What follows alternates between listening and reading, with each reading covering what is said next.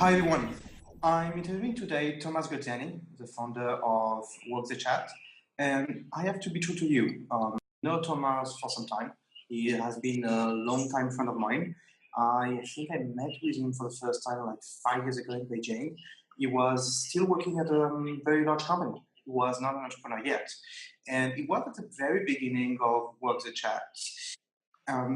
I follow this entrepreneur story, and one of the things I'm very interested in knowing more is how he switched from an agency to a SaaS system, to a SaaS business, which is what he has been doing over, I think, the last 2 years. And I'm very interested as well to know more about how he came up with this idea of WalkTheChat, a Wechat agency, which is one of the first ideas he had, the first business he started, and I like to discover all this. Welcome, Thomas. Thanks for being with us. Hi, Matthieu. Nice to be here. How was it, the intro?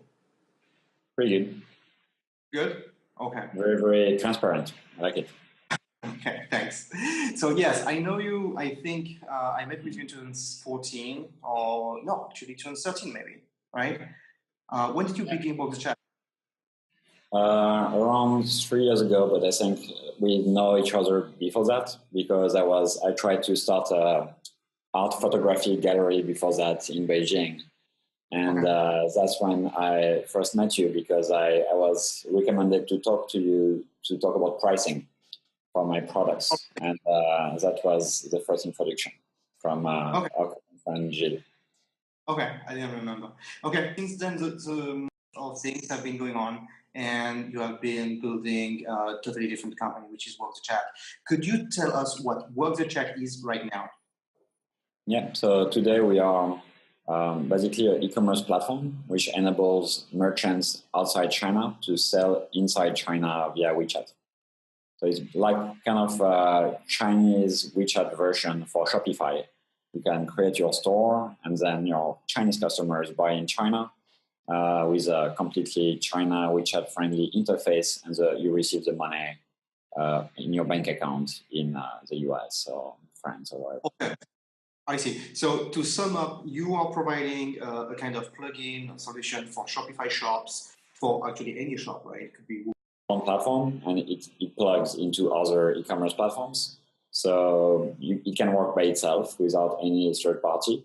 But let's say you have a Shopify store and you want to run all your orders, all your inventory through Shopify, then you can just use our platform to provide the storefront and maybe some China-specific CRM and targeting and campaign capabilities, but you manage your actual orders on Shopify. So you really have the two options. You can really do everything on our platform, or you can just use it for the front-end promotion side and use your Magento or Shopify store for fulfillment. Okay, so if one of the person who is listening to us has a Shopify shop, he can take your plugin and immediately being visible to the Chinese market. Doesn't mean that we get traffic immediately. It will have to bring traffic, or you can help maybe, but that's not the value proposition of your which is actually to connect a bit like I guess like Lengo or like Lengow in Europe. Do you know this company? Yeah, I know it. Kind of similar. I mean, there are differences because Lengo, I believe, I'm not an expert of what they do, but they're able to basically have a centralized way of listing your products in different e-commerce platforms. What we do maybe is a bit more specific to WeChat, so it's also a bit more customized for WeChat. But to answer your earlier question, so yeah, you're right. When our merchants set up on WeChat, they don't get instant traffic. So we don't make the promise of merchants that just by listing on our platform, they will get sales. When they list on our platform, basically it's just like if you created your Shopify store and then you need to drive traffic to it. So we do have clients who get sales very fast, but it's because they already have interest for their products in China. And then when they launch on WeChat, some of the customers find it more convenient and start buying. So we did have some cases of clients who launch and without any special promotion, because they had some kind of existing presence in China, they were already sold by other marketplaces. When they when they started launching on WeChat and they provided the product a bit cheaper because it was their own channels, they didn't have to pay the fees to all these platforms, then clients started buying through it directly. But that's a minority of the cases. A lot of our clients actually have to run campaigns so that they can get sales. Okay, I understand. So can you tell us about WalkTheChat now? Size of the company, number of people working, or number of clients? Anything you can disclose to give a sense of the size, the momentum you're having now for the audience. Sure. So today we work with about 100 paying customers. So the way we work is basically monthly recurring revenue. So clients pay us every month to be able to use our platform, and the fees are between 200 and 1,000 USD for just the software. But some of our clients pay us more than that. So you were asking earlier, do we handle the part about traffic? The answer is sometimes. So for all of our clients, we provide this kind of basic e-commerce layer where we charge between, as I said, 200 and 1,000 USD. And then on top of that, we have some upsold services, which can include customer service, marketing, content. But we don't do that with all of our clients. We actually do that with a small percentage of our clients with who we really want to kind of do the whole thing, the full stack approach so that we really understand how to market to China and we stay connected to the market. But some of our clients are also agencies who are then reselling the platform to their clients. And in that case, they would handle everything. So yeah, as I was saying, about 100 clients, which can bring between 200 to 10,000 USD and above of revenue, depending on the size and depending on the extent of the services that they purchase from us. Okay. Among the one clients you are getting now, what's a typical client? I mean, what do they sell? I guess it's as well. It's only physical products. It could be services, it could be like traveling or something like that. Or services. It's only product. Yeah, it can only be physical products because we're doing cross-border payments with Wechat, and legally, Wechat has to basically make sure the platform is not being used to funnel money out of China. So in order for things to be clean, when a transaction takes place, it must be associated with a Chinese customer ID and with a shipping number so that then the Chinese government, if they want, can track and make sure that we're not using the platform to take renminbi out of China. Because converting from local Chinese currencies to USD is actually like a very regulated thing. So we have to operate in this framework, which is set by Wechat. And to answer your previous question, a typical client very often will be either in fashion, like cosmetics or F&B industry.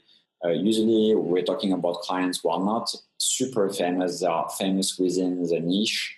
So very often like mid-end niche fashion brands, which might be famous in New York or might have some visibility in New York or in Italy or in the local market, but they're not LVMH level of famous, and they want to get started in China. They're not selling here yet, and they want to get visibility. And very often our clients would already have some kind of visibility in China. Maybe some bloggers already identified the brand, start talking about the brand, but they don't have the official channel yet to sell. So that's when we come into play and we help them set up this official channel through cross-border. And they don't want to have like full-fledged like big teams in China at this stage. They just want to basically be able to sell to this market, ship to this market. And that's why we help. I understand. So when do you think a company should contact you? When do you think a company should install the plugin of WalkTheChat on Shopify? You say mid-size, but it's difficult to know when you are reaching mid-size. Do you have some metrics?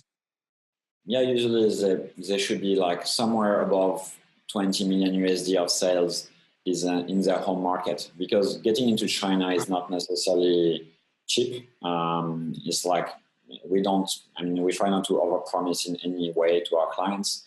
So we don't tell them, well, you're going to spend like a few $100 on the platform and then you will get sales. We try to be transparent about the fact that there is very often marketing expense to get started in China. So very often it would be at least dozens of thousands of US dollars spent on paying some key opinion leaders so that they start promoting the brand.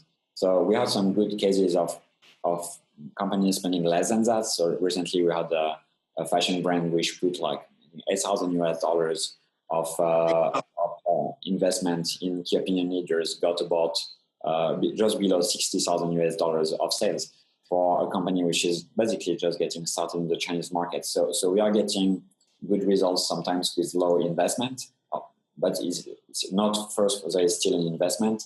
And very often we would advise our clients to have at least an envelope of 50,000 US dollars they can put in this marketing. So we're talking about brands which are already established in the local market, and we can spend a bit on the acquisition to get the initial momentum, because otherwise we don't want clients who just basically list the products and then don't get any sales, or we try to discourage this. Sure. Of course, there are some cases where clients could get to some results without some big investment, as we said, if they have existing visibility in the Chinese market, or if they have some other ways to get customers. So it's all about acquisition, right? If you have a store in the US or in France where you have a lot of Chinese tourists who are coming to your store, then you could actually tell them, okay, scan this QR code, because as you know, in China, QR codes are essential for offline to online acquisition. And then tell them, okay, now that you follow this QR code, you can keep buying the product when you go to China. So you could have other ways. If you already have some kind of audience, if you already have offline traffic from Chinese customers, then you can actually manage to do this without having to pay too much on acquisition. But there needs to be a solution to the acquisition problem, and it can be buying the traffic, or it can usually from influencers, or it can be offline to online. But once again, this will only be for companies who have this kind of existing traffic and resources. I understand. So if I summarize for the audience to make sure everyone understands, you're providing a solution which can be the software in itself, you put your product on your platform, or a plugin which is getting the product from Shopify, WooCommerce, Magento, I don't know how many plugins you have, and making it possible to display them on Wechat, on a specific page on Wechat where the Chinese clients can buy easily, because that's the way they buy in China. Is that correct? And this service, Yeah, exactly. Yeah. And it's and basically, as you said, for the Chinese customer, it's a completely local experience, very familiar user experience, local login methods, local payment methods, local sharing methods, and then the money, of course, is upon purchase is converted to foreign currencies. So the Chinese customer pays in renminbi, in local currency, and the merchant gets the money in whichever currency they use to sell. So it's very seamless experience on both sides. I see. On both sides, there is no hard work to change currencies, to display the product on your platform. It's seamless. It's just translation work, basically, right? And you could provide the work, or they do on their own, but your focus is to offer a SaaS system which is helping to put the products they will sell on the Chinese platform, which is easy to use by Chinese. And this you charge $200 to $500 a month. Yeah, I mean, it's $200 to $500 for this part of the offer. It's going to move to $2,000 to $1,000 within like a month or so, as we are going through a classic SaaS evolution where we're increasing the pricing as the product gets more features. So for some of the new premium features we're going to add, which include CRM and some advanced targeting capabilities, we're going to create a $1,000 plan. And I guess later next year, we'll also move to yearly pricing instead of monthly pricing. Today, most of our customers are on monthly pricing. Some of them like the platform, and then because they know they're going to keep using it, converts to yearly. But soon we're going to, I think, move everything to paying for a year, because that's a good way to get upfront cash for us. And as we get more comfortable with our solution, we can see more and more success cases. we are more comfortable with clients paying 5, 10,000 USD upfront for the service. Yeah, makes sense. So we talked about it before the interview. You are not charging on a transaction, right? You're not taking a commission on a transaction, or you are? Yeah, not really. So the transaction part is has 3 players. It's like the end customer usually would pay first like a middleman of Tencent, official partner of Tencent in each country, and then the money would go to our customer. Actually, to be more accurate. So when our merchants sign up, they don't sign up directly with Tencent. They sign up with a middleman of Tencent. Basically, aggregates all the merchants for WeChat, because WeChat does not want to create accounts for each single merchant. So they have some partners in each country who help them do that. So when the transaction happens, so the customer pays via WeChat payment. The money goes to WeChat. WeChat sends it to the payment partner, and then the payment partner will send it to the merchant. So the way the total commission is going to be around 2.5%, and usually it's 1% which is taken by WeChat more or less, and 1.5% by the payment partner. So some of these payment partners have agreements with us, and they do give us a very small fraction of a percentage, but we don't really take it on top of that. We take it from the fraction taken by the payment partner. Basically, they give us kind of like if you would recommend a client to someone, and then the client would pay the normal price, but you would get an affiliate commission, where we get an affiliate commission from some of the payment partners. I understand. So WeChat system and WeChat Pay is partnering with middlemen. Do you have some names, by the way, of middlemen? Nihao Pay would be one. Nihao like hello. Okay. Royal Pay, so this is our partner for US and Europe. Royal Pay, ROYAL, like Royal, is our partners for Australia, but we integrate to like a dozen different providers today. Oh. Maybe even more than that, because we keep integrating ones that where we have a client who's using a provider, we see this provider has good technology, is using good terms, is providing good terms, we will just add them to the platform. And so that keeps expanding over time. Okay, so 2.5% is what WeChat Pay is taking? In total, right? Yes. That was the merchant has to pay in total, taking into account all the stakeholders, so both WeChat Pay and the middleman. And if they would sign up with WeChat Pay directly, which is a possibility, they would still pay more or less the same percentage, because basically WeChat Pay is giving a discount to this middleman, and then they get the difference. So for merchants, it makes more sense to use this middleman, because they actually provide better APIs than WeChat Payment, and they're much easier to speak with, they're much more reactive if there is a question or if there is any kind of issue that the customers want to discuss. So we don't really recommend going directly with WeChat Payment. Although it's a possibility. We also have this integration, of course, but in practice, we find it creates more problems than going through this kind of distributors. Okay, I see. Basically, 2.5% is very, very little. I mean, compared to, I remember PayPal and Stripe are about 5%, 4 to 5% when it's cross-border, right? Yeah. It's quite reasonable for a cross-border payment transaction. It is very reasonable. So it's like we never had any merchant being bothered by the 2.5%. Definitely. I mean, I think for most of our merchants, the biggest question is on the marketing and how to get returns, right? So that's the real expense of the endeavor. The whole setup on our platform is quite fast. I mean, it's quite smooth. The costs are not outrageous. The real cost comes when you have to start paying key opinion leaders, influencers to drive traffic. So that's where we have to maybe do a bit more hand-holding, is to explain to our clients how to do this. And as we get more and more success cases, it's getting easier, because we can point to other customers who managed to do it. And it's getting easier over time. Yeah. Than it was a year or 2 years ago. Yeah, you've talked about what you mentioned as a success story for one of your clients. So spending $8,000, my notes, I took some notes. So $8,000, and they sold over 60 grams, right? US. Yeah. What is but just below, actually. I think it's just below 60,000 US dollars of bags. Yeah.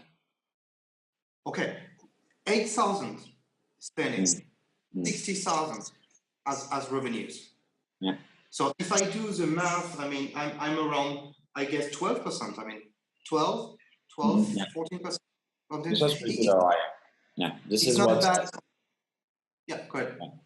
This is what you can expect for like successful campaigns. I would say like between 5 to 7 times your investment in sales. Of course, it varies, right? It's social, so there is a lot of uncertainty, and also this cost goes down over time because when you do your first campaign, you completely rely on the key opinion leaders. So you don't have your own asset, you don't have your own traffic, right? Because when we help our clients, we first help them to set up this WeChat official account, which is like a Facebook page, right, for WeChat.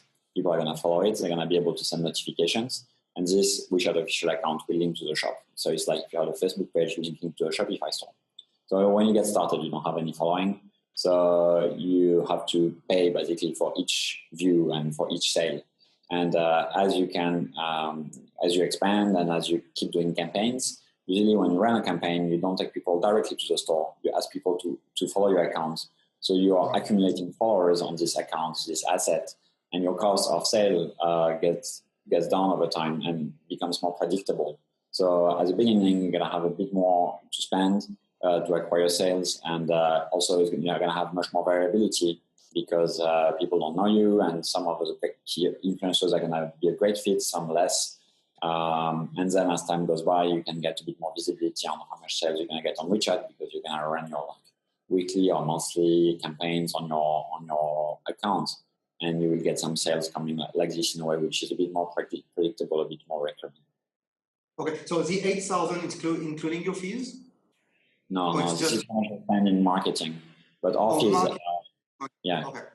This is without including as some initial investment to maybe do a bit of design and also our fees. But I think for this store, I mean, there might be spend. I mean, it's a few hundred USD per month, right? So our fees are not really changing the calculation of the ROI. And I mean, we look at ROI as a campaign levels because once you have a good ROI on a campaign, you can kind of reproduce it and scale it. And hopefully our fees, because they are flat, get smaller and smaller as a part of this. Yeah. Yeah, but I try to understand so the audience can have some metrics in mind and project some business ideas into the Chinese market. So total amount of money to get 50,000 US with no fame initially. The product is known now. It's not now. It's not much now. I mean, or the brand is not much now. So 2 questions. How much does it cost total? I mean, to spend with your fees and so on. And the question behind this is how long did it take? Because if it took a year, that means they had to spend every month for 1 year to give you some payments every month. So could you give us an understanding of this? For this campaign I'm talking about, I think the campaign happened like a month or so after the client launched the store. So usually it's like it takes a bit more time in total, but usually we have like a 1,000 USD fee to just create the Wechat official account. So when our client starts working with us, sometimes they just pay this 1,000 USD and they don't pay any recurring fees because we need 2-3 months to create the account to get the approval from Wechat. So we started working with them a few months back with this, where they just paid this one-time fee. We took the time to create the account, and then we designed it. And then after they launched, they got this campaign happened like about a month after launch. So it's quite fast, and it means so it was 4 or 5 months after maybe first contact, and maybe a couple of months, 1 or 2 months after they actually launched the store, including all the steps. And they didn't have to pay big amounts in the initial step. For the first 3 months, I think we were just focusing on creating the account. So we were basically waiting for approval from Wechat. And then the next 2 months were more focused on really preparing the store, running the first campaigns, and getting these results. So it's quite fast. That's a nice thing. Total amount spent, 8,000 US in ad money, marketing money, right? Yeah. And your fees total, like, it's like 10, 12,000, right? Just a bit less than that, I think, because I think this client was like 3,000 USD design, 1,000 USD account creation, maybe like 1,000 USD at most of fees for the store over a couple of months, and maybe a bit for content. So because I think we helped them create some content, but the content was not really what brought the sales. Content is more for nurturing or on the long term. So I think what's actually spent on design, account creation, account creation and campaign in total was around 15,000-20,000 USD. But I think this is more of a lucky case in the sense that, as I said, I would recommend clients to have an envelope of over 50,000 USD to get started so that they can really seeing some returns. Managing to do it with a total envelope of 15,000 USD is rather unusual. This client was willing to spend more. It's just the return came quickly. But I think you need to be ready to invest a bit to see actual returns. If you spend like 2,000 USD on a campaign, then you lose hope. I mean, this is quite likely the first or second campaigns are not going to hit big hits right away because we need time to find the right influencers. And yeah, it takes a bit of luck too because it's social media. So it's going mostly through influencers. So there is like a hit or miss component to it. Yeah, when I compare the numbers, basically you are on an ROI which is between 25 to 30%, which is actually when we compare to like Google AdWords or Facebook AdWords, I mean Facebook or whatever we call it, it's pretty good because I remember that e-commerce conversion is about 1 to 2% online in the West. And if you have a click on AdWords, Google AdWords, which is €1, you may have to pay up to 50 or 100 euros before getting a sale. So it's not bad at all, actually. Yeah, it's not bad. I mean, you can get really good results there, Wechat, and that's what makes the platform attractive is that you can get results fast. Of course, it suggests that the product is good, right? There is like, it's not the kind of product results you can get with any product, and the product must have some kind of fit also with the Chinese market. So that's why I was saying with some kind of fashion, cosmetics items, some F&B products, we get really, really good results. There is an element of fit with the local market, and if your product is good, and if you're willing to invest a bit to find the right influencers for your brand, then the results can be extremely positive and extremely fast, which is, I think, the impressive part, because entering the Chinese market for most brands is an endeavor which takes sometimes years, right? If you go the traditional way and you go about like setting up a branch in China, a company in China, you know as well as I do that from a lot of foreign companies might take a year just to get their legal structure created before even talking about creating sales and being profitable.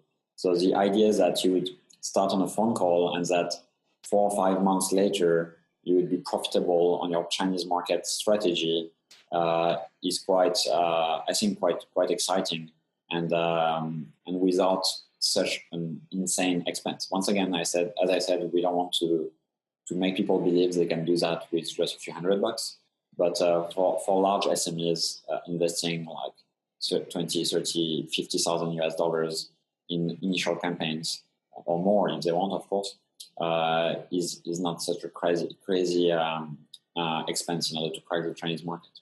And of course, then they can elaborate on this, right? We don't recommend our clients to just do WeChat. Once they get that, they can start also to look for distributors and other things. And WeChat will always be part of the strategy, because they can go beyond that. Yeah, sorry. Yeah.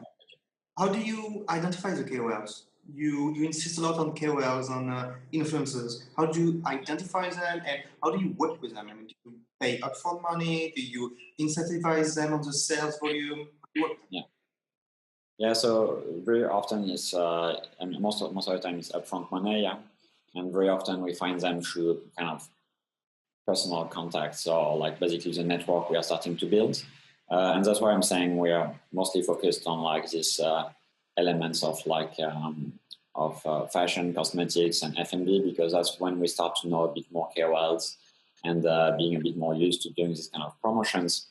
If we are in other areas where we don't have anybody in our networks, then we might recommend other companies which are doing KOLs full time. You have a company like Parklu, Parklu, which are just KOL companies. So their job is just to source KOLs, source influencers. So if there is no good influencer in our network for a specific product, we might just introduce these kind of companies. We don't want to be like influencer management companies. We're really focusing on the e-commerce layer. We just believe that it's important for us to get a first-hand approach experience of everything that happens for our clients. So we are just nurturing a kind of small network of very high quality KOLs on some areas like cosmetics, fashion, and F&B, where we get a lot of clients. And then when the clients reach out to us, we just try to see what is the fit between what the client is offering, what is the customer persona of the client, and what are the analytics of these different KOLs in terms of gender and age and location, different size of cities in China, so we can find a good match and the general tone of the influencer as opposed to the general messaging of the brand. So it's kind of a manual process, and we can do it well because we keep it small scale. As I said, we don't work with all of our clients on this kind of campaigns. A lot of our clients might go through other agencies, and we do it when we believe we can really get good results because we have in-house the capability to do this kind of campaigns. And we don't try to do that for our clients. Some of our clients are more specific niche, and we just recommend someone else. Yeah, I understand. Basically, to help them to do a good use of your software, right? Because they could do it themselves, but they may not know how to do it because they are far away, they're overseas. So in order to be successful on your platform, you may help them doing marketing, but that's not your core business. I mean, a lot of our clients need help. So this help can come from us, or it can come from other agencies. We have some clients who are very, very China savvy, so they know all this stuff. But it's very, very small percentage of our clients who know a lot about China. So either for some of us, so let's say for the vast majority, for a very, very small number of our clients that know about it, they can do it themselves. For a small number, we help them. And for a large number, we would introduce them, or they would already have contacts with agencies which are helping them to do this more like PR / promotion part of the launch. So no matter what, we make sure that our clients have the right kind of support. The question is, do they have it to start with? Do we provide it, or do we introduce them to people who can provide that for them? Okay, I see. What do you think about, I think Galeries Lafayette is using now QR code in Paris, right? Or some malls. Because that's very close to your idea, right? To help local businesses being able to connect with Chinese tourists or Chinese clients and getting sales from them through your platform. What do you think about it? Yeah, so actually what you're describing for Galeries Lafayette, what they do is simply providing the payments, right? The QR code payment on inside the Galeries Lafayette. What we are looking into is now we are trying to partner, or starting to partner with this kind of providers who help to provide offline payments in Europe in particular, and providing them with the cross-border e-commerce on top of that. So today you go to Galeries Lafayette, you purchase, but you don't necessarily keep buying when you go out, right? What we provide and what we are starting to partner with offline payment provider is providing this kind of offline e-commerce, cross-border e-commerce brick, which is adding to that. So basically, you're going to this store in Europe, in France, in Germany, in UK. You're paying with Wechat payment, and as you're paying, you're invited to follow the account, and then once you go back to China, you can keep buying cross-border through our platform. So it's a step further, I think, from what's happening today. a lot of the merchants in Europe now are still at the stage of simply setting up the payment. What we're providing is the ability to stay in touch with the customer. And that's something we're looking into right now. Once again, I think that's something which for us today is more prospective. We are simply like in discussion with these offline payment providers, trying to find ways to collaborate. It's not where our traffic, most of our traffic comes today. Today, our clients, as I said, are mostly brought through influencers, but it's a bit what we discussed in the beginning of the conversation when we said what matters at the end of the day is traffic. One way to get it is by influencers and KOLs. That's what we do today. Another way to do it is to get it from offline traffic, which is what you're describing with Gary Lafayette. And that's also something we're looking into now. Okay, I see. So you have this hybrid system where you are building a SaaS solution and you're also providing some services. So it's really hybrid. And I feel that's coming back from your origins. You began WalkTheChat as an agency. Could you tell us more about how it began, how you evolved it? I saw a lot of businesses which were agencies and failed at building a product, and a few of them have been able to do it, which did very well actually, like MailChimp came out from an agency, Annie, I think, came out from a kind of agency at the beginning. So could you tell us more about how you did the pivot and the conversion? Well, we're just very frugal as an agency. We never tried to really scale the agency, so this was a tough choice back in the days. Now it's getting a bit easier to live with this because we're seeing some really growth on the software side, and we're seeing good success stories and getting momentum. But basically, I chose to not take so many agency projects and to keep the agency small because I was afraid. I mean, I didn't like the agency work so much. We still do a bit of it. We have a few agency clients, but who are like, let's say, good clients. For instance, like we just started a small project with Cisco, which we renewed because we helped Cisco deal with some of their Wechat processes. They are good clients. They're quite smart, quite sophisticated, so they're easy to work with, and some of this consulting money helps to still bring some capital to the business. So we're still doing a bit of it, but I didn't want to do that long term, and I didn't want to be dependent on this to run the business. I didn't want to have, because having clients as an agency is can be very crushing because basically you're kind of the slave of the client, right? While when you're running a software business, we are today, of course, we have to be good to the clients. We have to provide good service. But at the end of the day, with about 100 clients, we don't really depend so much on each client, and we keep growing. And the weight of each client gets smaller and smaller, and it gives them some kind of peace of mind, and it makes it much easier to run than running a business where you're having 5 or 10 active clients, and then if you lose one, it's like a very, very big blow for your morale and for your company and for the finance. So yeah, I just decided not to get into that and to kind of stay very, very low key for the agency until we found a model which works, which is something which we stumbled into about a year and a half ago, and which is gaining more momentum today. But yeah, it was mostly restraint. There was not a lot of genius move we did. We just waited and tried things. But I told before I know you for some time, and I always felt that it could have been a bit painful to do it and to refuse maybe nice budgets to do as an agency in order to focus on the product. Because one of the things I find really amazing is that among the expat community in China, you are the one who knows about China, about WeChat.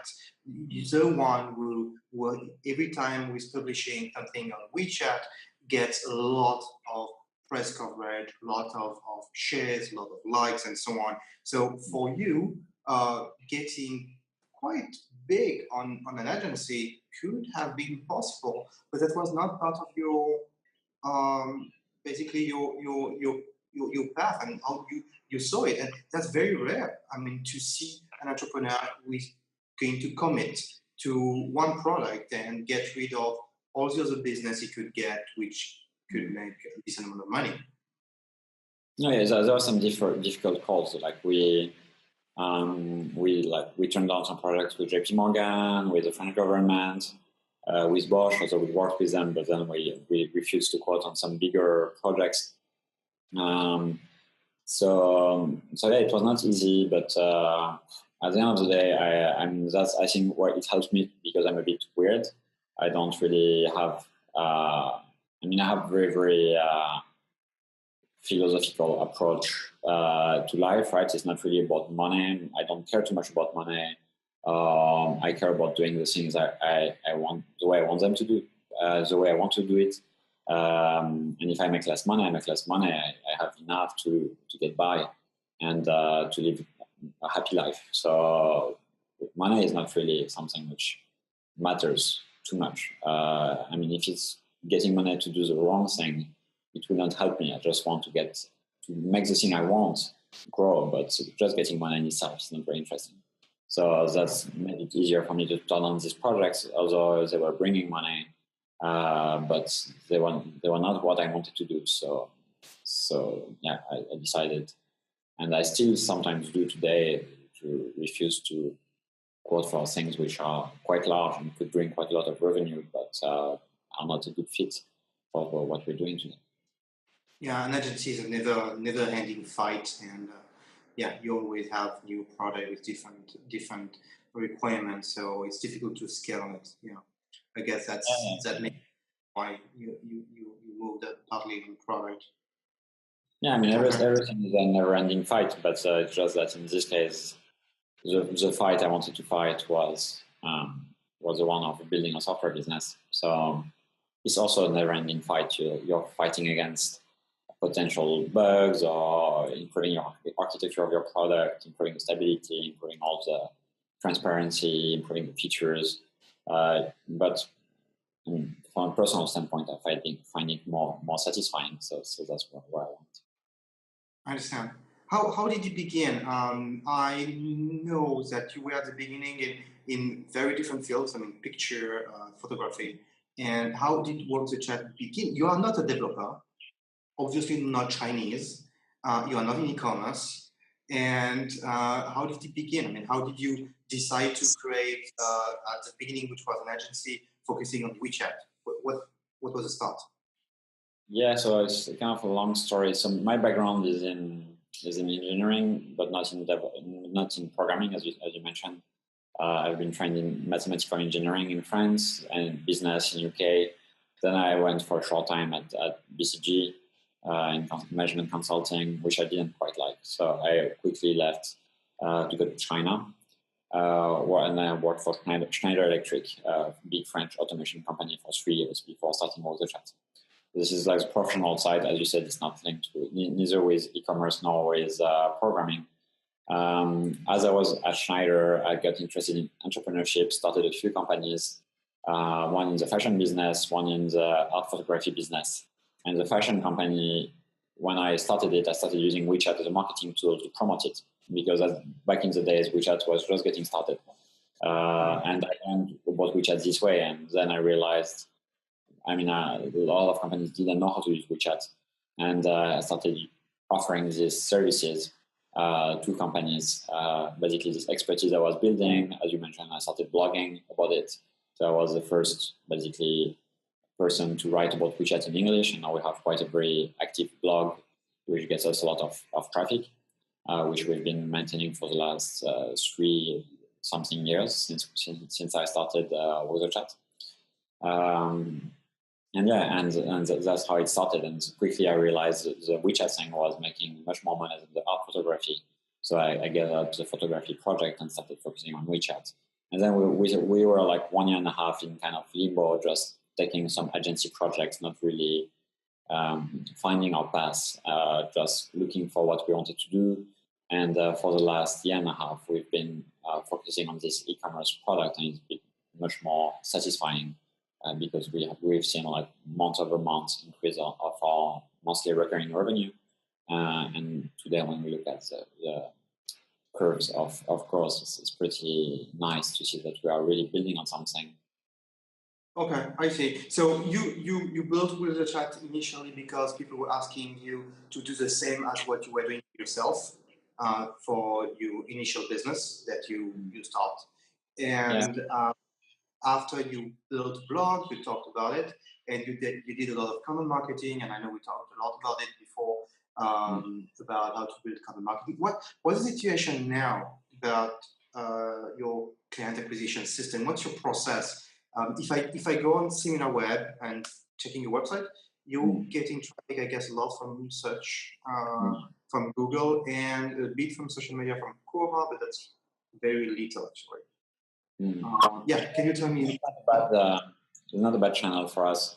So so as you mentioned, Google. So you know about this because you're the one who first convinced me, right, to go into SEO about 3 years ago, and who also supported me and supported us when we got started right at the beginning. Right, some of your teammates were really helpful. Back in the days, it was Thibaut who helped. And basically taught us how to do SEO. So SEO is a big thing for us. If you write any WeChat related keyword, if you type WeChat shop, WeChat store, I think we are either the number 1 and 2 or number 1 to 3 on the first page of Google. And if you type the 1, but I think we also like number 2, right? Oh yeah, you're number 1 and number 2 on WeChat shop, yeah. And I went to WeChat account for and not the word, but you are on Quora. You are the first thing from Quora. But go ahead. Well, WeChat account. We number we have a Quora answer, and then it's like it was a WeChat official website, a Quora, and then our answer. Anyway, on all these keywords, we are really crushing it. Usually, it's only WeChat which is above us for the vast majority of these keywords, and most of the time we are just number 1. And sometimes we have a few of the first places for WeChat advertising, WeChat key opinion leaders, all these things. So this really helps, definitely. We're getting more client referrals, of course. Quora actually is bringing very qualified traffic. I have I think 30,000 views per month on Quora on my Quora profile, and I'm top answerer for WeChat. And people who ask questions like how do I create a store on WeChat, obviously are very, very qualified. And they do convert to our website, some very, very qualified traffic. And we are using now also all the forums about Shopify. People are discussing how to create a store how to make the Shopify website WeChat friendly or China friendly. We would write some answers there, and that would drive very qualified traffic. So sometimes it's not just about the volume. These forum channels can be quite efficient in driving very, very qualified leads, and this leads convert very high. I see. What do you think about Quora? Because I feel that a lot of very, very naive questions. Do you feel it's really a useful platform for people? I mean, it's ranking well on Google. It's a great platform, of course. If you are just to browse the most answered questions on Quora, of course, it will be a lot of things about American politics or dating stuff, which is not very relevant to business. But as you said, it's very well referenced on Google.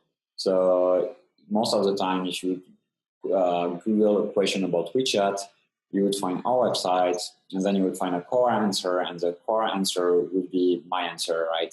So at the end of the day, when people look for information on Google, being well represented on Quora, and make sure that people find us wherever they look.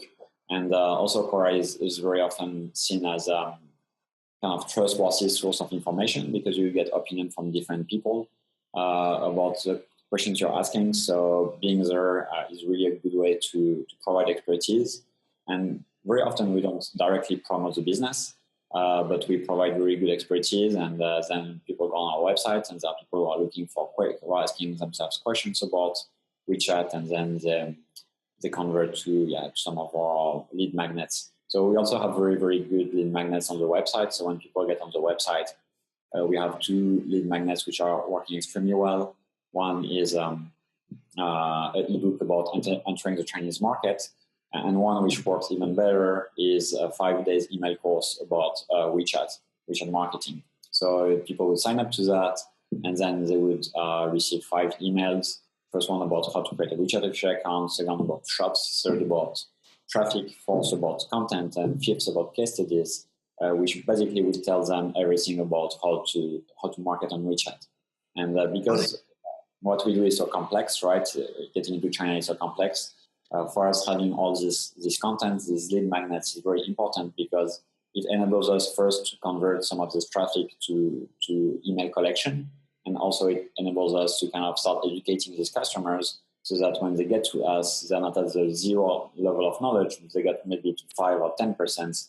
And they don't need to be all the way to experts, but at least we are speaking from common understanding, and they already know that they have to create a WeChat official account, that there are different types of accounts, that they need to have an account on the store, and they know maybe the different ways they can drive traffic. So that really helps. I understand. So how does it work? People put their email, they receive the training, right? Or yeah. This is just a HubSpot sequence. So they put their email, and it submits a HubSpot form, which then sends daily emails. It's quite simple.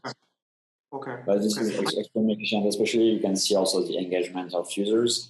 The big difference between having an ebook and an email course is if you send out an ebook, people read the ebook, or they don't. You have no idea, right? You just know if, maybe at best, you know if they open the email, and that's it. But if you send an email course, then you can see who are the people who actually open the email every day. If you have the links inside the email, you can see which links were clicked. So you can really have some very serious metrics of engagement. And right now, I'm converting this into a Facebook Messenger course, which gives even more visibility in terms of engagement of users. And we have this is very new. We started doing that a few days ago. But I just put like $30 of investment on this, promoting this Messenger course, and generated 150 conversations on Messenger. So very, very interesting return on investment. How much was it? How much you spent for 150? 30, and generated and got 150 people to sign up to my course on Messenger. Qualified? Yes, it's quite qualified. So this is retargeting. So these are people who have visited our website, and then I retarget them with that and tell them, okay, do you want to learn about WeChat marketing and at the store? So it's not all of them working in big companies, but that's the beauty of Messenger, is that these 150 are not completely qualified. I mean, they're interested, but they might not have the spending power. But as they get inside the course, I can ask them questions like, you have a company registered in which country, how big is it? And I can store all of this data in a HubSpot with a Zapier connection. And then I can find a way to basically weed out the ones which don't have the ability to invest in WeChat, and focus on the ones which are actually very qualified. So this is a very new experiment. I started 3 days ago, and I'm actually doing that myself because I really enjoy discovering new ways to engage people through messaging. This is kind of like my little personal experiments, but this one has good results. We have not scaled it at all. I'm still basically crafting the course and discovering what is a good way to provide these kind of courses for messaging, which is kind of new for us. I'm still on SimilarWeb, and I'm seeing that you get a lot of traffic from the US. Is it correct?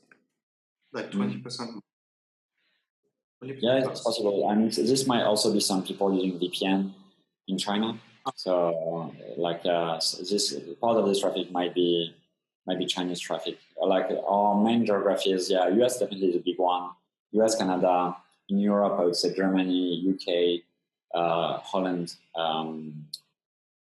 maybe we have Italy, and Australia and New Zealand. This would be the main places where we have a lot of interest and clients.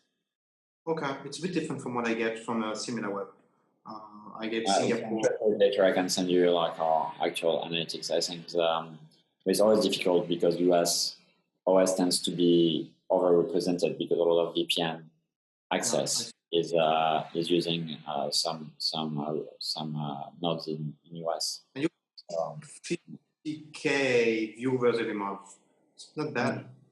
Not really crazy. Yeah. It's a lot. It's good. The point is, it's very qualified. If you look at the way the keywords, which are the main keywords for us on Google, is like really WeChat Shop, WeChat Payment, WeChat Store, WeChat Advertising. So the people, this is extremely qualified traffic with very high intent. Still content marketing. I feel that we are experimenting as an entrepreneur. We are trying a lot of ways to get new clients, new ways, and so on. But at the end of the day, what's really driving the most of the clients is content marketing still. Online, I think we've been, to be pretty honest, I think I haven't been very good to leveraging other channels. That's also why content marketing is so strong for us. And I haven't been very good at leveraging offline traffic. Like conferences and business trips and basically going out to meet clients, which, because I'm not this type of person, I'm very socially awkward and very extremely introvert. So it does not help. But actually in beginning next year, we're going to start doing more of this. So I'm going to go into like a little European tour to give a bunch of talks in France, in UK, in the Netherlands. So we can start to start leveraging a bit more of these capabilities, of these offline capabilities. I think content marketing is still quite strong when it comes to online conversions, especially for our kind of like very niche B2B business. It's hard to just run a Facebook campaign and do very well, except, as I mentioned, if you do retargeting, you already have a qualified audience. But if you're starting from scratch, finding people who have high intent to start selling their products in China is not very easy. While with Google, you actually get a lot of these people with very high intent. I understand. Thanks, Thomas. Thanks for the time. It's already been 1 hour. We have been talking. How did you like it? It was good. Good questions. Thomas, the first time, because we had a technical problem. I can tell the audience we are technical problem. We did that 1 week ago. Actually, it didn't work, so we did it again today. And how did you feel about it compared to the first time? It was even better than the first time. So I'm looking forward to maybe next week we can try again if there was another problem. Yeah. Okay, good. Thank you very much, Thomas, and thank you everyone for listening. We will shoot another episode next week. Bye bye. See you, Matt.